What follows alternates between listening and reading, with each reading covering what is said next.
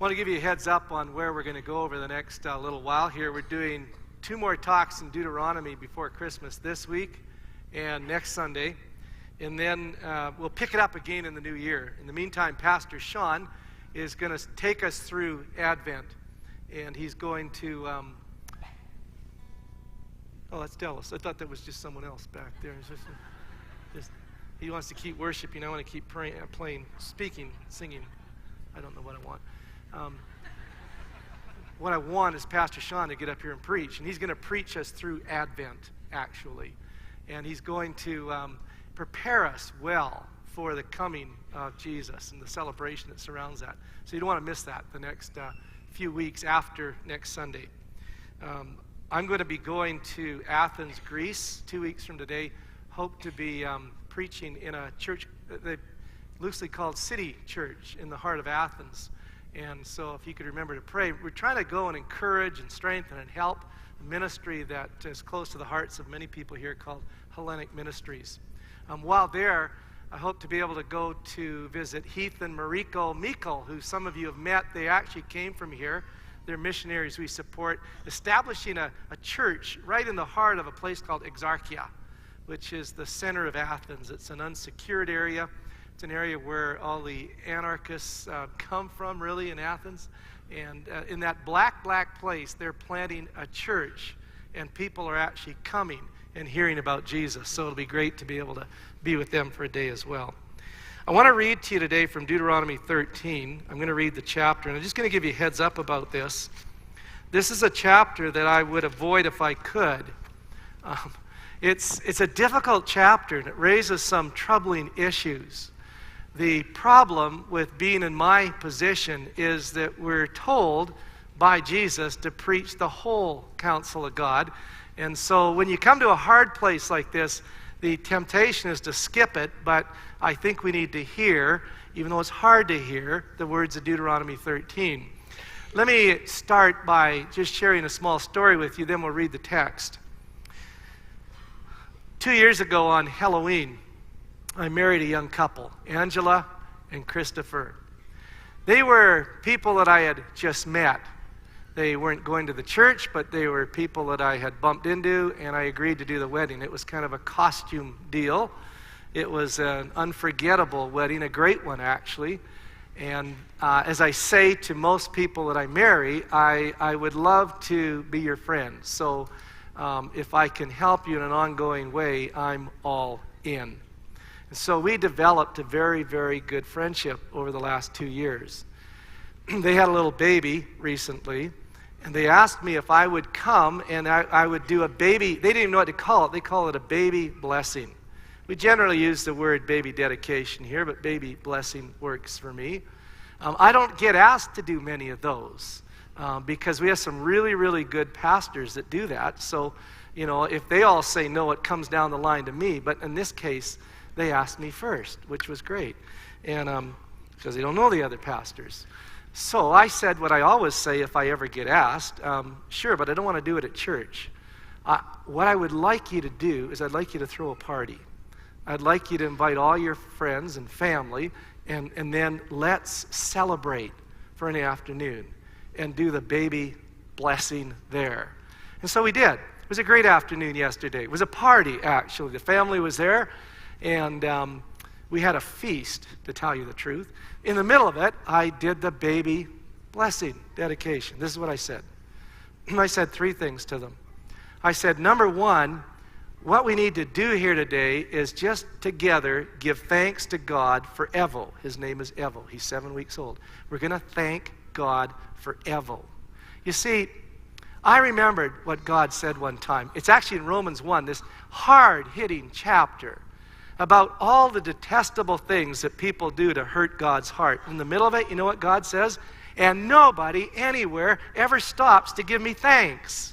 Now, these people want to give thanks. This is a good day. So I said, we're going to thank God because God's a God that just loves to give. I said, is that okay with you guys? And they said, that sounds good to us. I said, the second thing I want to do is I want to pray for Evo. I said, did you know that God has a purpose for Evo? I said, did you know that God isn't far away and distant? But when Eva was in your womb, Ange, God actually bent down and knit them together in your womb. That's how up close to you and your child God is. And we talked about that for a bit. And then I said, the purpose for which God has created them, above all other purposes, is that Eva would know God and understand that Jesus opened the door for Eva to know God. So we'll pray that as he grows up, God would keep evil men and women and evil influences away from him, and from his very, very early days, incline his heart to what's good. I said, are you okay with that? They said, that sounds good. Then I said, the last thing we want to do is pray for you, Christopher and Angela, because you're the two that are charged with the responsibility of raising this little baby. So I said, I'm going to pray for your marriage. And one thing I love about Christopher and Angela, it's been awesome from the first time I ever met them. They were best friends that became lovers. And when you get to marry your best friend and become a lover, there's nothing better on the planet. And it's wonderful to see that. So I said to them this. I said, you know what?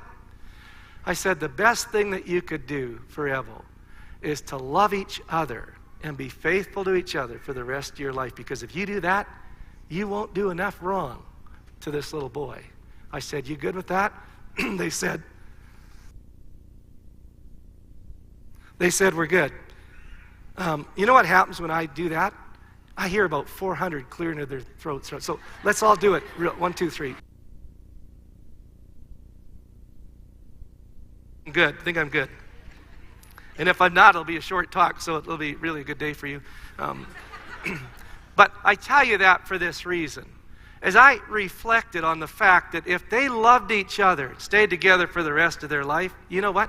This little boy would have a secure environment to grow up. I reflected on the fact that as a Christ follower of Jesus, that if I or you love him with all of our heart and remain faithful to him, you can't help but fulfill the purpose for which God created you. That's the big rock in Deuteronomy 13. Love God. Be loyal to him with all your heart for the rest of your life. Let me read it to you. It starts this way. It says, if a prophet or one who foretells by dreams appears among you and announces to you a miraculous sign or wonder, and if the sign or wonder of which he's spoken takes place, and he says, let us follow other gods you've not known, and let us worship them, you must not listen to the words of the prophet or dreamer. The Lord your God is testing you to find out whether you love him with all your heart and with all your soul. It's the Lord God you must follow, and him you must revere. Keep his commands and obey him, serve him and hold fast to him. That prophet or dreamer must be put to death because he preached rebellion against the Lord your God who brought you out of Egypt and redeemed you from the land of slavery. He's tried to turn you from the way the Lord your God commanded you to follow. You must purge the evil from among you. If your very own brother, or your son, or daughter, or the wife you love, or your closest friend secretly entices you, saying, let us go and worship other gods that neither you nor your fathers have known, gods of the peoples around you, whether near or far, from one end of the land to the other, do not yield to him, or listen to him. Show him no pity. Do not spare him or shield him. You must certainly put him to death. Your hand must be the first in putting him to death, and then the hands of all the people stone him to death because he tried to turn you away from the Lord your God who brought you out of Egypt, out of the land of slavery. Then all Israel will hear and be afraid, and no one among you will do such an evil thing again. If you hear it said about one of the towns the Lord your God is giving you to live in, that wicked men have arisen among you and have led the people of their town astray, saying, let us go and worship other gods that you've not known, then you must inquire, probe, and investigate it thoroughly. And if it's true, and if it's been proved that this detestable thing has been done among you, you must certainly put to death all who live in that town, destroy it completely, both its people and its livestock.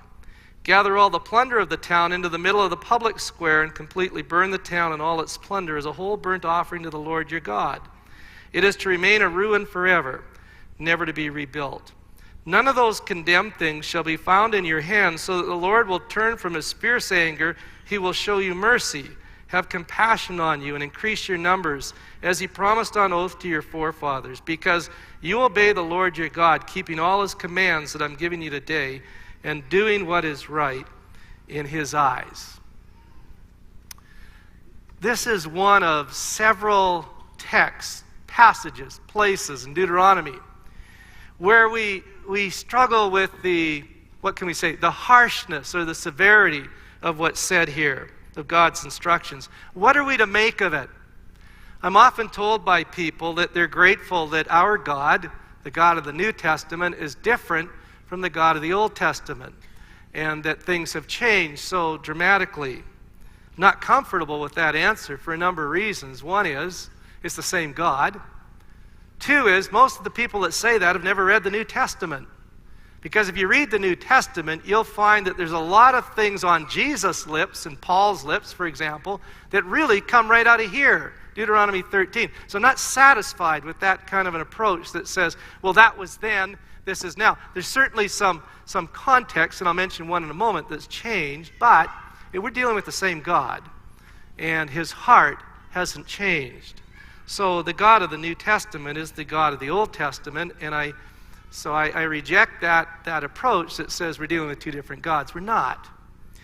Two things that have helped me, and I don't know that they answer the situation completely, but they help me as I wrestle with these difficult texts. One thing would be this. The context that we find ourselves in today would be different than the Israelites. For example, the Israelites in these days were what's called a theocracy. A theocracy is where God, not the prime minister or the president, is the supreme ruler, God. So God rules. It's a theocracy. So in a theocracy, the highest form of treason is not selling the state secrets to another country. The highest form of treason in a theocracy is idolatry. It has to be. The highest form of treason in a theocracy is idolatry, because an idol will take your heart away from the supreme ruler, God. We don't live in a theocracy today. We live where church and state has been separated, and the power of the sword has not been given to the church. So in that sense, we live in a different world than the Israelites, where idolatry was the highest form of treason. Second thing I noted to myself is this. If we can no longer identify with the scale of priorities and values that undergird Deuteronomy 13, it's not because we have a higher sense of the value or greater appreciate the value of human life, but because we've lost any sense of God's reality and his majesty. One of the things that you deal with when you come to texts like this is that God is so much greater than I ever was able to imagine. And when you lose that sense of his majesty and his reality that way, it tends to become more difficult to travel through texts like this. One of the people that I appreciate reading is C.S. Lewis. He wasn't a biblical scholar, nor was he a theologian, nor a Bible commentator. And yet he wrote a wonderful little book on the Psalms called Reflections on the Psalms. And in that book, he takes up some of the Psalms that sound very, very similar to Deuteronomy 13, where God seems to be so hard on the evil person, almost harsh. And in the Psalms, it celebrates the fact that those people are cursed, and the psalmist curses them. And we say, what's with that? Lewis says this. He said, we no longer feel comfortable with them because of our greater sensitivity, but because of our appalling moral apathy. We no longer feel the passion, he says, of the psalmist that God should deal with evil and evildoers and vindicate his own moral order in the world. I love this line. He says, we respond to idolatrous, blasphemous evil, not with a curse, but with a shrug. When you see idolatrous, blasphemous evil in the movies that you watch on TV, do you respond with a shrug? Or do you respond with all of the passion in your being that says, God, can you put an end to that? That's the passion that undergirds those Psalms and undergirds Deuteronomy chapter 13. I think you have to bring those thoughts to the table when you come to a chapter like this, as uncomfortable as it might be for us who live in this age of tolerance. Regardless of how we think or the relevancy of some of these things in Deuteronomy 13, I think the main point that is being made here, which is unmistakable, actually. If you read the chapter a couple times, the main point is unmistakable, and it's as relevant today as it was when Moses gave it, would be this. Nothing, absolutely nothing on earth is as important as a person's relationship with God. Let me say that again. Nothing, absolutely nothing on earth is as important as a person's relationship with God. Therefore, we must be loyal to God at all costs. That's the big point in this chapter. And that's kind of difficult to imagine too when we inhabit a world and some of the values of that world have crept into our own way of doing life, where lots of things are as important or more important than God. I mean, that's just the way we do our life. And yet I come to Deuteronomy 13, and it makes me put the brakes on, because it says there is nothing, absolutely nothing, in the whole world that's more important than a person's relationship with God. Therefore, at all costs, we are asked to be loyal to this God. That's where Deuteronomy 13 takes us. That's what drives Moses. That's the passion of God's heart here. And when you think about it, these people, they were about to begin their first few steps forward in a new life. And there would be much to oppose them and try and draw their hearts away from the living God, who they were to love with all of their hearts. In the same way it is for us.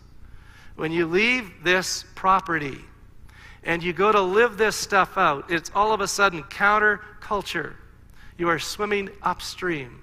And there are so many temptations out there that would try and pull our heart away from the living God as being the number one priority in our life. We inhabit a land of many gods. We're trying to live out our faith among the Canaanites, if I can use that term, the same way that Moses and these people were. It's a tough place to be. When people were baptized last week, I always pray, and I hope you do during the week, Lord, would you protect them and give them extra strength this week, because this public commitment they're making is going to be tested. And they'll be tested to the core of their being because they've gone public with their faith. Now, what happens in Deuteronomy 13 is he's going to trace out 3 arenas of life where we are tempted to be drawn away from loyalty to God. Let me show you what they are. You probably picked them up as I read them. The first arena where it's so easy to be drawn away from the true and living God is that area of false teachers or false preachers or religious leaders. That's what's being talked about in the first 4 or 5 verses of Deuteronomy 13. That there would be false teachers is assumed, taken for granted, as it is today. When Peter wrote his books to his believers, his people that he pastored, he warned them to be aware of false teachers. In fact, he says, it's going to happen. They'll be there.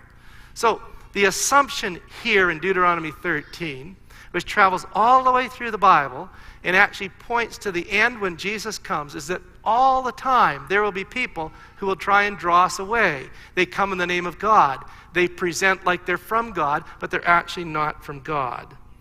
Just because someone can do a miraculous sign or wonder doesn't necessarily make them a person of God.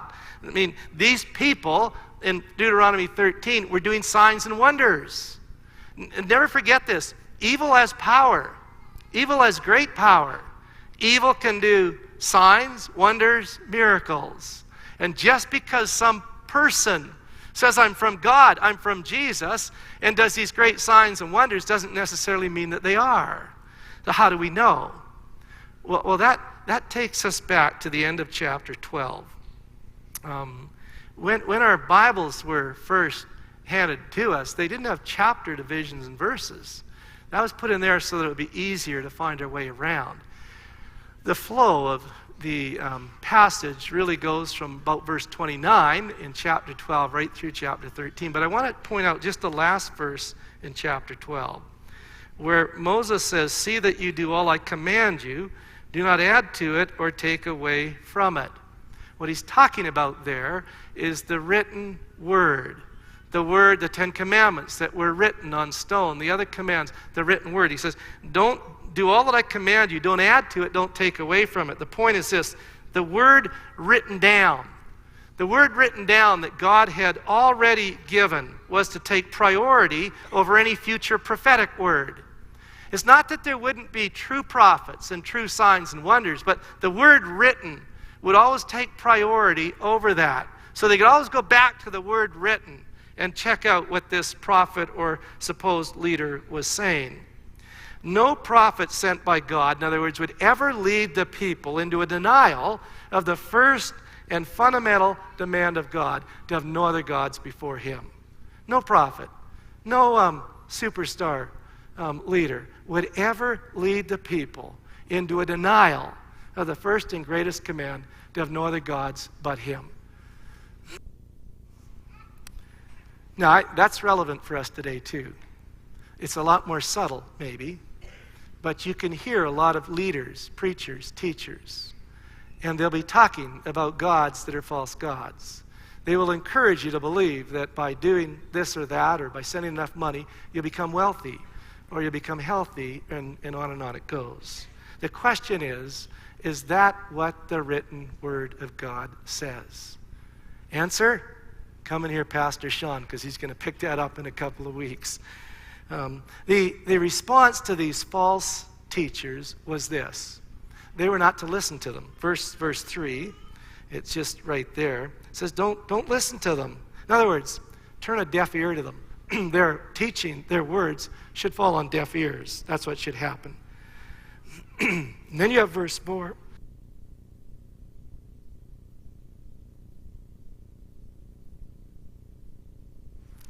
Not all you can do this, but I can. So, verse 4 then says this. In the light of that, it says, it's the Lord your God you must follow, him you must revere, keep his commands and obey him, serve him, and hold fast to him. What you have here, in the middle of this hard-hitting passage, are the words of a pastor. Somebody that was he felt like a father. He felt like he'd carried these people for 40 years, and indeed he had. And the thing about Moses at this point that you got to grasp is that he can't go with the people any further. God had said, basically your work is done. They're going to go into the land, but you're not. He'd carried them. He'd guided them. He'd interceded for them. He'd rescued them. Now it was make it or break it time, and they were basically on their own, and he had to let them go. And so with all the passion in his heart, he says, listen, this is life or death stuff. Follow him. Serve him. Fear him. Hold fast to him. Any parent who's had older kids gets the feeling when you have to let them go. You have to say, you're on your own now. I can't rescue you. I can't fix it all. So here's the most important things in life, and you hope that what you've sown into them sticks. When we came here, this is a long time ago now, 1997, I think it was, 96, 97, somewhere in there. Our son Rick came with us. He just graduated from high school in North Vancouver. And his life was out there, his friends were out there, and he was totally disoriented. And so we said, before you make any decision in life, we want you to spend 1 year in Red Deer with us so that you get to at least know where we live and get the lay of the land and just get a chance for God maybe to speak into your life and give you some direction. We're glad he did. At the end of that year, he basically made application to go to Caronport, to Briarcrest Bible College. And I'll never forget the feeling watching him leave. He bought an old car. It was a wreck, really. It was some old Ford, and it was silver. We called it the Silver Bullet. It was anything but. And I remember watching him pack that thing up there wasn't a spare place to breathe in that car. And And it was actually lopsided when he had it filled. I remember watching him drive out of Clearview here in Red Deer with a car like this, thinking, I'm letting this kid go. I can't rescue him. If that thing blows up at Maple Creek, what am I going to do? You know, it's like, and what's he going to do if, and what's he going to do when? And it's like all those thoughts come into your mind. But it's like, I've done everything I can. Like, you're gone.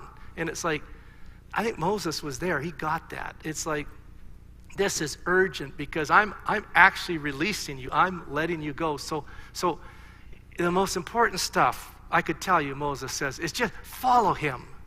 Fear him. Serve him. Hold fast to him. You know what hold fast means? Cling. Cling to him. That's what it means. When I say cling, what do you think of? Somebody said Velcro. That's good. You know, cling to him like Velcro. If you're old like me, you'd say, cling to him like glue. Velcro's better. I was in the store not so long ago, and you know what it's like in a grocery store when a mom's shopping. You got to have a lot of respect for young moms. I'm in awe of what they manage. I can hardly handle one grandkid for 2 hours. They're like air traffic controllers 24/7, moms. So she's in a grocery store, and there's like 3 little kids, and they're everywhere. Like we've had 3 or 4 little kids at our house for 3 or 4 days, and it's like crazy town. And she's in a grocery store with them, and they're clinging to her. They got each arm and a skirt, and they just everywhere she goes, they're clinging. And I thought, I get it. That's my word in Deuteronomy. When it says cling to God, that's what it means. Hang on for all you're worth. It actually, in the word as you tear it apart, the word actually means you're dependent on him. You're utterly dependent. Those little kids are utterly dependent on their mom. So they cling to her. If she goes down a different aisle and they don't know how to find her, if she loses, they don't know how to get home. They don't have any money to pay. They are utterly dependent on her. You are utterly dependent on God, Moses says. Now, how do you express that? You know how you express that? Prayer. That's how you express it. It's when you get up in the morning and you kneel down and you humble yourself and you say, God, I cannot do anything today without you. You express your dependence on him and you cling to him. Whether you're changing your tires on your car, whether you're doing your work, whether you're trying to figure out your finances or doing family or anything else, it's God, without you, I am finished. I'm utterly dependent on you. Jesus said that's the way we're supposed to live life. He said, without me, you can't do anything. I got a great rebuke from God a while ago about one of my apparently he knew, and I wasn't even that aware of it, one of my besetting sins, he said, was pride.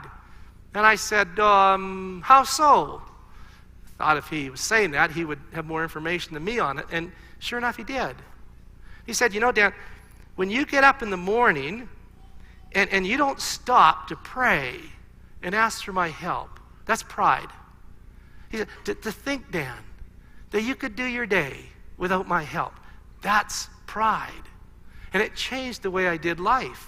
I mean, I find the best thing I can do in the morning is get up and just express my dependence on God. God, I'm done if you don't show up. That's what Moses is saying to these people. Listen, you will be tempted in every way possible to give your heart to somebody other than the true and living God. So cling to him. And part of that is every day saying, I can't go out into that world if you don't go with me. That's what he's saying there.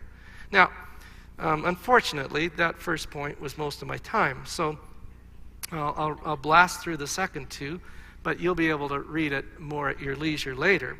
The second arena, where it's easy, really, when you give it a lot of thought, to lose that first love for God, is the arena of family. Not just from false teachers, but even in the home. It's interesting because he says here, if your very own brother or your son or daughter or the wife you love or your closest friend secretly seduces you, saying, let us go and worship other gods. And that word secretly seduces you It is a word that would indicate the most intimate of conversations that nobody else would get in on. In other words, it's the closest person to you. Pillow talk might be a good way of paraphrasing that. Nobody else gets in on that conversation. If the closest person in your life says to you, let's go follow other gods, ruthlessly deal with that, it says here. So here's what I find the point to be here. That loyalty to God is even greater than loyalty to family. Loyalty to God is even greater than loyalty to family, to my wife, to my kids, to whoever, to my closest friend. Loyalty to God trumps that. That's hard to hear in a Christian world, where most of us were brought up with Dr. Dobson and focus on the family and all of those things. They were good people, and they loved God. And they made us think through some things that we long forgot. The problem is, sometimes family became an idol, a false god. And so you need the balance of Deuteronomy 13 that says loyalty to God trumps even loyalty to family. Many of our brothers and sisters here today and in other parts of the world have experienced kind of the opposite of this text, where their faith in Jesus Christ has cost them everything. And the cost has been paid in their own home. Many Christians around the world today are put to death by members of their own family simply for saying Jesus is Lord. Now you say, I don't know what I think about that, and I don't know what I think about the harshness of the text, and it is harsh, and I can't water that down. He says, put them to death and let your hand be the first to do it. That's troubling to me, but it's there. So I look for help in the New Testament, and let me show you what I hear Jesus saying. In the New Testament, in Matthew chapter 10, in verse 37, Jesus says this: anyone who loves his father or mother more than me is not worthy of me. And anyone who loves his son or daughter more than me is not worthy of me. And anyone who doesn't take his cross and follow me is not worthy of me. Whoever finds his life will lose it, and whoever loses his life for my sake will find it. That's the same sentiment, at least, as Deuteronomy 13. If you love a member of your family, Jesus says, more than me, you can't be my disciple. That's hard. But it gets a little bit harder in Luke chapter 14, verse 26. See, I think the situation Jesus was facing was this. He did a lot of signs and wonders and miracles, and he spoke a lot of good truth, and there were people set free from all sorts of things. And so the crowds gathered. And it was just like, if I could just pray a little prayer and put up my hand, maybe I can get in on this too. And Jesus was, I think, concerned that everybody knew there was a cost to following him. So in Luke 14 and verse 26, it says, large crowds were traveling with Jesus, and turning to them, he said, if anyone comes to me and doesn't hate his father and mother, his wife and children, his brothers and sisters, yes, even his own life, he cannot be my disciple. It would be very convenient to skip over those words of Jesus. If anyone comes to me and doesn't hate, but he said it. That's what Jesus, not what I said, it's just what I read. That's what Jesus said. If anyone comes to me and doesn't hate his father, mother, wife, children, brother, sister, he can't be my disciple. So if you want to be a disciple of Jesus today, somehow you have to figure out what he's saying there. As I understand the Jewish mindset, not well, but what I understand about the Jewish mind at this point is this. They would all understand what he was saying. That what he was saying here, hate, is not the hatred of wrath or anger. It's the hatred that means by contrast. In other words, your love for me would be so great that by contrast, every other love would look like hatred. Or another way of saying it would be, other loves are lesser than. So what I find Jesus doing, and getting back to Deuteronomy, it says the same thing, really, is this. That our love for God so trumps all other loves that nothing comes close. That's what he's saying. Nothing even comes close to a heart love for Jesus. And that's the most important thing in life. And it's got to be guarded at all costs. The flip side, of course, is that in the home, that was the place where people were supposed to learn how to love God first and foremost. And Deuteronomy talked about that. We've talked about that here. In the New Testament, you read it in Ephesians chapter 6, where in Ephesians 6, Paul speaking, he makes this statement. He says, "Fathers, do not exasperate your children. Instead, bring them up in the training and instruction of the Lord." The home was to be a place not where people were turned away from God, but where their hearts were actually turned to God. Now, whose responsibility is it in the home to do that? Let me read it again. Fathers, that's a hint, do not exasperate your children. Instead, bring them up in the training and instruction of the Lord. Whose job is it to do it? I'll tell you, fathers. That's who. The verse before it says, "Children, obey your parents." But now it says, "Fathers, bring your children up in the way of the Lord." That's where a lot of us have to start stepping up to the plate. It really is. Pastor Ken used a term that's been in my heart and head ever since. He says, we're dealing with, in our Christian community called CrossRoads, a tsunami of need. You know why? This is my part. He didn't say this, but why is because a lot of fathers have not loved God with all of their heart, soul, mind, and strength, so they let their marriages blow apart or get distant or cold, and the children are going every which direction. It comes back to fathers being who they're called to be. Now, I get it. I get there's a lot of single-parent homes, and that's reality. In that case, it falls on the mother or even the grandparents to take over. But I want to say this to you, that it actually is time for fathers to step up to the plate. And that's why I love what we're doing with this Wholehearted Men's Conference. If I could encourage you in any way, let's just draw a line in the sand and say that was then, this is now. You actually have an opportunity today to actually deal with some of that stuff.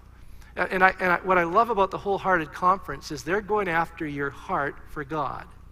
So they're going to teach you how to have a heart of love for God so that it will impact your marriages and your families. This could change our whole church. This could change Red Deer if we actually started doing what we're called to do. I know Dave McLean, who you saw on the screen. I've worked with him in Kelowna. He is a good man. His right-hand man, who will be here, is Greg Cochran, my cousin. I know him well, too. These are people that God has filled with His Spirit and actually given them a passion to turn the hearts of the fathers back to the children and back to God. If I was a man and I wasn't going to Athens in 2 weeks, I would sign up for that. That's my best shot at asking you to do that because it can change your life, literally. Now, the third arena where Deuteronomy goes in terms of what can turn our heart away from God is the whole town. If you hear it said about one of the towns the Lord your God has given you. Now, what's assumed here is that God has given these people these towns. It's a theocracy, but one of these towns goes sideways and says, you know what? We're no longer serving God. That would be intolerable in that society, so you must deal with it by investigating it thoroughly and then taking care of the evil among you. And you can see it there. We read that. Destroy it completely, both its people and its livestock. How does that relate today? Well, I would put it this way. The third arena that can pull your heart away from God is just everybody else. Everybody else is going a different direction. The whole town. Everybody else. The crowd is going to... I'm a follower of Jesus. And when I walk out of this building, I'm swimming upstream. Everybody else is going a different direction. And it's so easy then to let my heart get pulled aside and pulled away from God. Loyalty to God will always demand faithfulness to Him, no matter what the cost. And it will cost you in a culture where everybody is going a different direction to stand up and love Jesus practically by putting into practice the things He said. So I come back to the main point. Nothing in all the world is more important than your relationship with God. Therefore, we must be loyal to God at all costs. Why? That would be a good question to ask. Why? Twice over in Deuteronomy 13, Moses brings out the why, or answers the why question in verse 5. Because it was God who brought you out of Egypt and redeemed you from the land of slavery. And over in verse 10, your God who brought you out of Egypt, out of the land of slavery. He's making two big points. One is this: it would be gross ingratitude to go after other gods. In the light of all that they owed God, they owed other gods nothing. This is a God that had done everything for them, so it'd be gross ingratitude, actually, to turn your back on him now. That's the first point. The second point was, he was not only their God, but he was their saving God. He was the God that had saved them. He was the God that had rescued them from Egypt.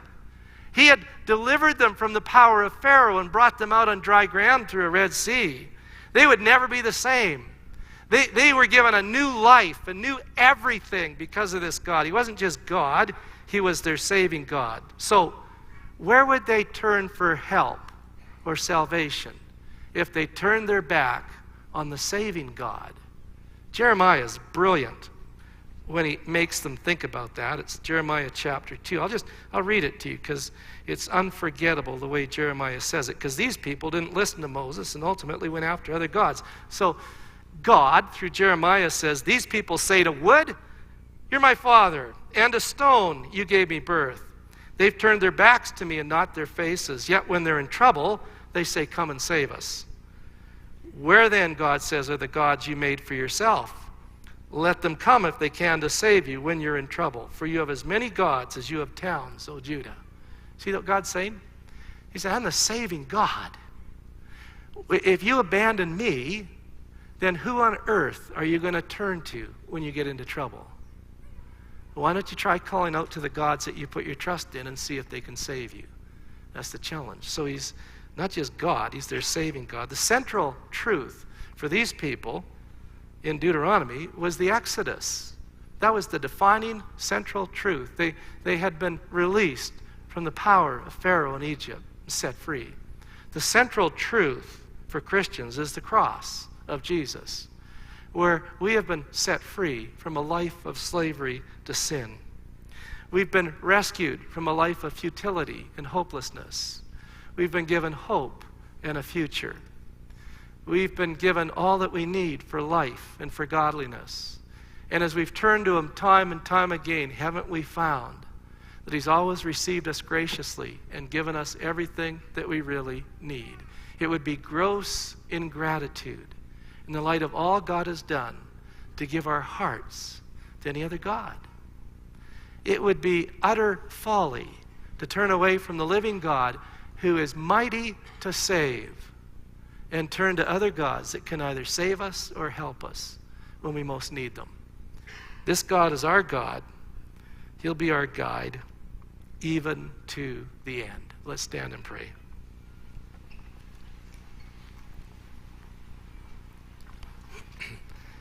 Father, today it's hard sometimes to understand the scriptures, and yet we know that they come from you. And we know that sometimes we get so caught up in our own little world, or the world that we live in, that we fail to see your greatness and your majesty.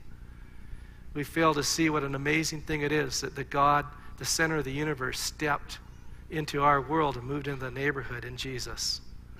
And that you emptied heaven to rescue us from a life going nowhere, to give us hope and a future. We thank you for that today.